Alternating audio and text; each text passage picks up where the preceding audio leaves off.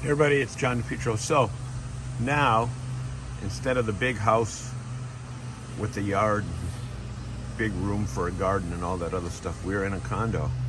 And my gardening skills, the little skills that I have turned to planting on, these things here. You can see it's the middle of June and all I have is a little bit of parsley. Terrible, terrible. But the beans are sprouting, and the beans are sprouting there too. I had to, transplant them. So and look at this basil. So this has got to get transplanted. So I had asked a question about getting some big pots like that or like that to transplant in, and my friend Rhonda Cavosa, my RVing friend Rhonda, came up with these things, which I'd never heard of. They are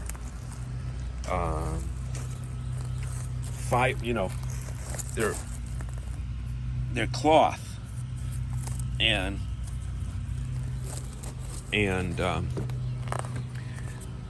they breathe.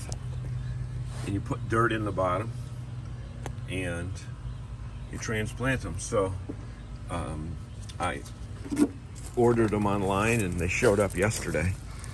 And I'm told that if you put them on grass, like right there, which we can't do, then they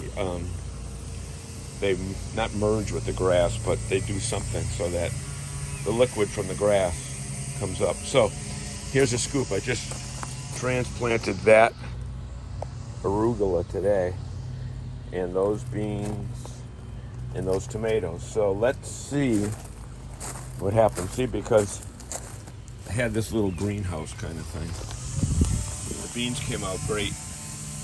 Tomatoes are coming up. The tomatoes were started from seed. But let's just see how these fabric plants work. So if anybody's had any experience with fabric plants, please post your comments down below. Have a great day, everybody. Oh, by the way, if you're interested in these things, I got them on Amazon. I'll put the link down below if you want to order them. I ordered them Saturday and they showed up Sunday night at 9:30, believe it or not. So that's a scoop. Have a great day.